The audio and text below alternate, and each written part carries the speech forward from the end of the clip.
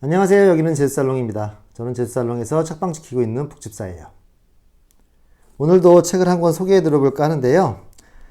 오늘 소개해 드릴 책은 이레네 바에요의 갈대 속의 영혼이에요. 이 책은 제목도 그렇고 표지도 그렇고 좀 특이하죠. 일단은 표지 얘기를 안 할 수가 없겠는데요. 보시면은 책이 우주를 유영하고 있죠. 지구의 모습을 하고 있는 책이 우주를 떠다니는, 제목도 갈대 속의 영혼, 뭔가 이 표지하고 잘 어울리는 제목이죠. 표지를 보면 저희가 추측할 수 있지만 이 책은 책에 대한 책이고요. 책이 지구의 모습을 하고 있는데요. 책이 지구를 담고 있다, 이렇게도 표현할 수 있을 것 같아요. 책과 함께하는 인류 문명의 역사. 이 책의 표지만 보고도 이 책을 읽어보고 싶다, 이런 생각을 했던 기억이 나거든요. 이 책의 부제를 보면 저항하고 꿈꾸고 연결하는 발명품, 책의 모험. 이 부제를 통해서 어떤 내용을 품고 있는지 우리가 짐작해 볼 수 있죠. 제목도 갈대 속의 영혼인데, 여기서 갈대는 처음 책이 탄생했을 때 글자를 쓰기 시작했던 그 파피루스, 이집트에 있는 갈대를 말려서 엮어서 만든 책의 재질의 일종이죠. 그 갈대를 의미하고요. 그래서 그런 갈대로 만든 파피루스에 글자를 새기기 시작하면서 이제 책이 탄생하기 시작했고, 고대인들이 남겼던 사유를 우리가 지금도 살펴볼 수 있고 앞으로도 계속 남길 수 있다는 의미에서, 그런 의미에서 영혼이 아닌가 싶습니다. 이 책에서도 말하고 있지만 아마도 책이 없었다면 고대의 생각과 문명이 그대로 이어져 내려올 수 없었을 테고, 우리 인간 문명의 발전도 굉장히 더뎠을 테고, 지금보다는 훨씬 더 후퇴되어 있을 것이고, 그래서 이 책에서는 그 책의 탄생과 책의 보관, 책이 어떻게 사람들 사이에 확장되어 나가면서 문명이 발전되는데 기여해 왔는지, 책의 역사와 함께 인간의 문명사를 훑어내려가고 있는 그런 책이고요. 더욱더 책을 사랑하게 되는 그런 계기를 마련해주는 책이기도 해요. 그래서 책을 좋아하시는 분이라면, 책 읽기를 사랑하시는 분이라면 꼭 한번 읽어보시기를 추천드리는 그런 책이기도 합니다. 혹은 제목이나 이 표지 때문에라도 소장해보고 싶은 그런 욕심이 잔뜩 드는 그런 책이기도 해요. 근데 이 책에 대한 설명과 추천사를 잠깐 읽어볼까요? 수천 년 동안 살아남은 책의 환상적인 모험, 그리고 책을 지켜온 사람들의 비밀스러운 노력. 네, 정말로 이런 책의 모험과 책을 지키려는 사람들의 끈질기고 비밀스럽고 아주 숭고한 노력을 담고 있는 책이에요. 그리고 마리오 바르가스 요사가 이런 말로 추천을 하고 있네요. 이 걸작에는 책과 독서에 대한 사랑이 배경처럼 숨쉬고 있다. 여러분이 다음 생에서도 읽고 있을 작품이라고 확신한다. 다음 생에서도 읽고 있을 작품. 네, 엄청난 추천사네요. 저도 이 추천사에 반해서 읽어보고 싶다는 생각을 했었거든요. 그럼 이 책을 쓰신 작가 이레네 바에요, 스페인 작가인데요. 어린 시절부터 그리스 로마 신화에 매료되어 고전문헌학을 전공하고 사라고사 대학교와 피렌체 대학교에서 박사학위를 받았습니다. 피렌체 도서관에서 집필한 갈대 속의 영혼은 출간 직후 독자들과 비평가들의 엄청난 찬사를 받으며 스페인 출판계에 커다란 돌풍을 가져왔다. 그래서 2020년도 스페인 내에서 여러 가지 상을 수상을 했고요. 스페인에서 40세 이상 인쇄됐고 30개 이상의 언어로 번역되어 40개국이 넘는 지역에서 출판을 앞두고 있다고 하네요. 스페인에서 시작돼서 전 세계적으로 퍼져나가고 있는 책이고, 올해 국내에 도착을 해서 번역이 되었네요. 이 책을 번역하신 이경민 번역가님께서 이 책에 대한 소개를 하고 있는 글을 좀 읽어보도록 할게요. 작가는 서구세계의 문자, 책, 도서관, 박물관의 생성과 변천 과정뿐만 아니라 철학, 역사, 종교, 문화적 관점에서 다양한 사건들과 고전 텍스트 안팎의 콘텍스트를 자유롭게 넘나들며 호기심을 자아내는 흥미진진한 이야기거리를 선물하고 있다. 이 작품은 책의 역사와 더불어 고대 서구인의 사유와 상상과 문화적 삶의 양태에 접근하는 길잡이로도 유용할 것이다. 이 책의 내용과 의의에 대해서 정말 간략하게 잘 설명을 해주셨네요. 그래서 책의 역사를 담고 있고 그 가운데서 책을 써낸 작가들, 그리고 책을 필사했던 그 필사가들, 그리고 책을 지키려고 노력했던 다양한 인물들, 도서관 사서들, 이런 사람들의 흥미진진한 이야깃거리가 다채롭게 담겨 있어요. 무엇보다 이 책을 쓴 작가의 책에 대한 사랑, 집요하다고 할 만큼 그 책의 역사에 대해서 꼼꼼하게 고증을 하고 그 역사를 거슬러 올라가는 그 노력이 정말로 집요하다고 할 만큼 열정이 넘치고 사랑이 넘치는 그의 마음을 읽을 수 있는 그런 책이에요. 그래서 제가 항상 얘기하지만 어떤 무언가를 사랑하는 사람의 이야기를 들으면 그 사람이 사랑하는 그 대상을 나도 사랑하게 되고, 또 한편으로는 그 사람의 그 사랑하는 마음을 통해서 내 사랑하는 마음을 키워가는, 그래서 그 사람이 사랑하는 것과 그 사람의 사랑을 배우는 그런 아주 소중한 경험을 할 수가 있는데, 이 책이 책에 대한 사랑을 배울 수 있는 그런 책이라고 할 수가 있겠습니다. 이 책의 구성에 대해서 간략하게 말씀드리자면요, 이 책은 크게 두 파트로 구성이 되어 있는데요. 첫 번째는 그리스, 두 번째는 로마, 그리고 그리스와 로마를 각각 도서관을 중심으로 이야기를 펼쳐나가거든요. 이 앞부분 그리스는 알렉산드리아 도서관을 중심으로 다루고 있어요. 알렉산드리아 도서관은 이제 이집트의 알렉산드리아에 있었던 도서관인데요.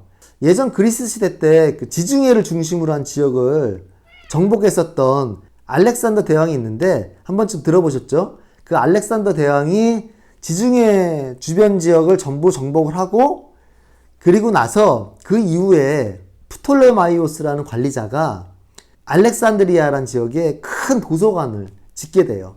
이 프톨레마이오스라는 사람이 책과 문명에 엄청나게 관심이 많아서 그 당시 지중해 지역의 전 지역의 책들을 전부 모아서 이 알렉산드리아 도서관에 보관을 하도록, 이러한 노력이 대를 이어서 몇 세기에 걸쳐서 이루어짐으로써, 그러니까 그 갈대로 만든 파피루스로 된 두루마리 형태겠죠? 그 두루마리들을 엄청나게 많이 보유를 했었다고 하고, 그랬는데 이제 그 이후에 기독교가 그 당시 이제 문명을 제패하게 되고, 그러면서 기독교 측에서 우상숭배 이런 것들을 철폐한다는 의미에서 알렉산드리아 도서관을 이제 공격하고 파괴하기 시작했고, 나중에 이제 이슬람 세력이 들어오면서 이 도서관이 완전히 파괴되기에 이르르거든요. 그래서 그 안에 있었던 그 수많은 두루마리와 책들이 다 불타거나 훼손되거나 손실되는 그런 아픈 역사가 있습니다. 그래서 이제 고문학 연구하시는 그런 분들 사이에서는 이 알렉산드리아 도서관이 만약에 잘 보존이 됐었다라고 한다면은 지금 우리가 그리스 시대를 바라보는 그런 시야는 훨씬 더 넓고 깊고 달라져 있겠죠. 그래서 그 알렉산드리아 도서관이 파괴되는 그 부분을 읽을 때는 저도 너무너무 마음이 아팠어요. 그때 이게 남아있었으면 얼마나 좋았을까, 이런 생각이 다시 들기도 하고, 예를 들면 아리스토텔레스의 비극이라는 책이 지금까지도 이렇게 전해 내려오면서 아직도 영향을 미치고 있는 책인데요. 만약에 이 알렉산드리아 도서관이 남아있었다면 비극 말고 희극도 남아있었을 테고, 그래서 아리스토텔레스의 희극이라는 그 책이 남아있었다면 어땠을까라는 어떤 그런 상상력으로 쓴 소설이 있는데요. 움베르토 에코의 장미의 이름이라는 그런 책이고 영화화도 됐었고요. 그래서 그 책에 대한 이야기도 이 책에 등장을 합니다. 그 이후로 두 번째 파트 로마의 길로 넘어오면요, 이제 로마에 생겨났던 다양한 도서관들을 중심으로 또 로마의 이야기들이 펼쳐지고, 여기에서는 로마 제국이 얼마나 그리스 문화를 동경하고 열등감에 차 있었는지, 그런 열등감을 극복하기 위해서 또 도서관들을 많이 만들고, 그로 인해서 이제 철학과 문학, 예술 이런 것들이 어떻게 발달되어 나왔는지, 그 가운데서 책이 어떤 역할을 했는지 이런 것들을 이야기 형식으로 풀어내고 있고요. 책에 대한 사랑을 듬뿍 담고 있는 만큼 책이 얼마나 위대한 발명품인지, 책이 얼마나 소중한 가치를 담고 있는 매체인지, 그런 것들을 강조하는 빛나는 문장들이 있는데요. 몇 가지 읽어보고 마무리하도록 하겠습니다. 인간이 창안한 다양한 도구 중 가장 뛰어난 것은 책이다. 나머지는 인간의 몸이 확장된 것이다. 현미경과 만원경은 시각의 확장이며 전화는 목소리의 확장, 쟁기와 검은 팔의 확장이다. 그러나 책은 사뭇 다르다. 책은 기억과 상상력의 확장이다. 네, 이 말, 기억과 상상력의 확장. 그러니까 다른 도구들은 이렇게 몸의 물리적인 확장인데 책은 관념의 확장이고 정신의 확장. 우리의 기억력을 무한대로 확장해주고 역시 상상력도 무한대로 확장시켜주죠.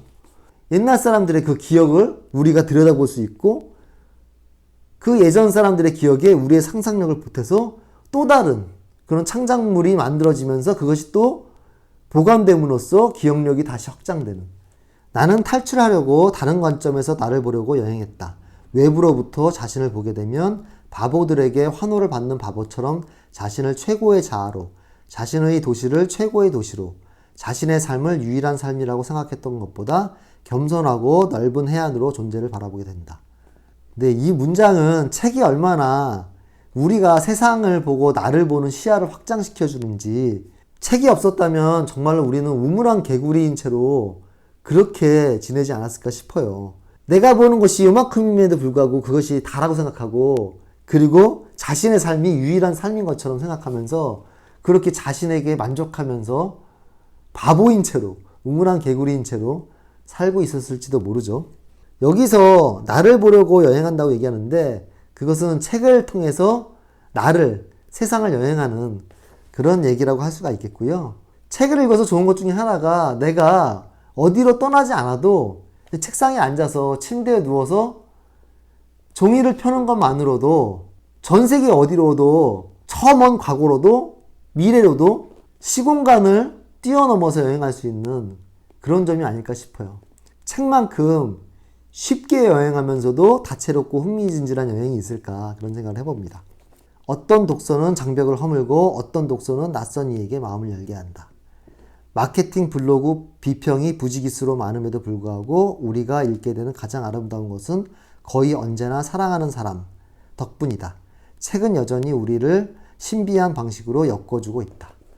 네, 책이 좋은 이유 중에 또 하나가 책을 통해서 사람과 사람이 이어지고 책을 통해서 낯선 이에게 마음을 열게 된다는 또 그런 측면이겠죠. 그래서 책을 좋아하는 사람끼리 만나서 책에 대한 이야기를 하면서 즐거웠던 기억들, 그러면서 그 사람과 친해지고 마음을 열게 됐던 그런 기억들, 그런 경험들이 막 떠오르던 그런 문장이었어요.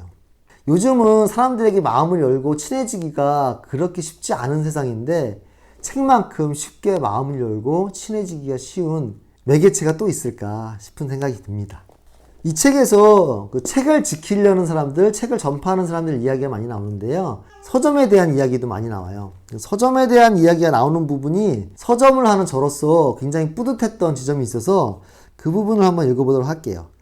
신비로운 숲 같은 안티고나 서점의 훌리아와 페피토는 자신들이 독서라는 약을 처방하는 주치의 같다고 했다. 집요하고 쾌활한 선원이 조정하는 배의 분위기를 풍기는 신화적인 파리스 서점의 파블로는 카운슬러라는 말을 되풀이했다. 놀랍게도 그들의 관점은 동일했다. 책 약국을 운영하는 일은 독자의 취향과 경향을 이해하는 것이며 독자의 감탄과 열정과 행복 혹은 불만의 이유를 파악하는 일이자 개인의 변덕과 집착의 영역에 잠입하는 일이었다. 제가 이 문장을 읽으면서 정말 너무 서점을 운영하는 사람의 마음을 잘 간파해주고 읽어줘서 너무 공감 가고 고마웠던 그런 문장이에요. 제 취향과 독서 경험을 알리려고도 노력하지만 또 독자들의 취향과 독서 경험, 그들이 책을 읽는 이유에 대해서도 끊임없이 이해하려고 노력하고 거기에 또 보답하려고 노력하는 그런 일이거든요. 그리고 좋은 책들을 이렇게 추천해줘서 뭔가 그들의 마음의 양식이 되고 위안이 되고 도움이 되길 바라는 마음에서 이 책에서 얘기하는 카운슬러 같다라는 말도 굉장히 마음에 와닿았습니다. 그런 마음으로 정말로 책을 읽고 추천하고 하거든요. 지금 제가 하는 이 컨텐츠, 이 위클리 북도 그런 카운슬러의 마음으로 이렇게 하고 있는 것이거든요. 책에는 목소리가 있고 시대와 생명을 구하는 이야기가 있다. 서점은 마술적 영역이며 우리는 그곳에서 알려지지 않는 기억의 부드러우면서도 지글거리는 메아리를 듣는다. 네, 이 문장도 너무너무 서점을 하는 사람의 마음을 이렇게 북돋아주는 그런 문장이었어요. 마지막 문장을 읽어보도록 하겠습니다. 책이 없었다면 우리 세계의 가장 좋은 것들은 망각 속으로 사라졌을 것이다. 네, 그렇죠. 책이 없었다면 우리는 계속 같은 실수와 같은 실패와 같은 어려움을 계속 반복해서 제자리 걸음을 하고 있지 않았을까. 이 책의 존재가 얼마나 고마운 일인지 다시 한번 마음을 쓰다듬게 되네요. 다시 한번 말씀드리지만 책을 좋아하시는 분이라면 꼭 읽어보시면 아주 감동받으면서 만족하면서 읽을 수 있는 책이다 라는 말로 추천을 해보고 싶네요. 네, 끝까지 시청해주셔서 너무 감사드리고요. 저는 또 다른 책으로 찾아뵙도록 하겠습니다. 감사합니다. 안녕히 계세요. 안녕.